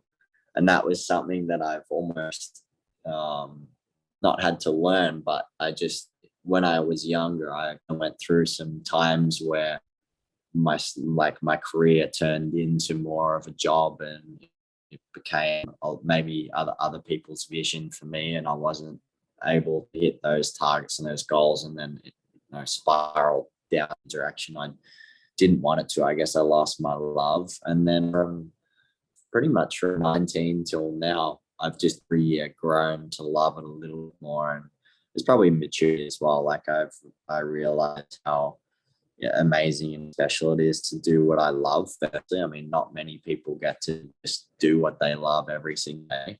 I get to do that, which is really cool. So, and then on a competitive level, I'm still very, very ambitious, and I definitely see myself in Italy and being competitive. I think for me, the day that I don't have the drive to want to win, I'm a bit black and white, but I still have that huge motivator, and I will for another 5-6 years. So yeah, I'll definitely be there. It should be enjoyable. Hell yeah. I love it. Well, you're our snowboarding guy now. I mean, we don't, this is you're just our guy. So anytime there's an X Games, there's a World Championships, Olympics, you're our guy. Be honest with you guys, like, what the fuck are we going to talk to this Australian guy about? A little bit. Yeah, definitely. I mean, but that's kind of why we said yes. We're like, yeah, we definitely want to have, who the fuck knows what we're going to talk about? We got to have him on. Been snowboarding? Hell, I've never been snowboarding. Shit, what are we going to talk about? Yeah, I've been skiing, but I've never snowboarded. I snowboarded once. Keystone, Colorado, and I put up an Instagram photo of me sitting there just like fucking the classic like board with the mountains in the background. And then I was done, dude. I was up there for the Instagram photo, and that's it. That's why I'm not supposed to do anything these days. If you don't take it, it's just shot. It never happens. Never have. But yeah, that's all it took. It took 30 minutes of us. You're obviously a cool cat. Reminded me of Scheffler, the skateboarder, where it's just like you guys are cool. You just do a cool sport. You got a cool vibe about you. You're Australian. He's like California and skateboarding and bro, and you kind of reminded me of that. But I would say even for Americans, even cooler because you're Australian. So yeah, you're just anytime there's something on, I'm looking for some late night X Games coverage or something. I'm going straight to Scottie James. You're our guy. You're like the official foreplay snowboarding guy. Yes, I love that. We're gonna play golf soon. We got to play. Hit us up seriously whenever you're in the States.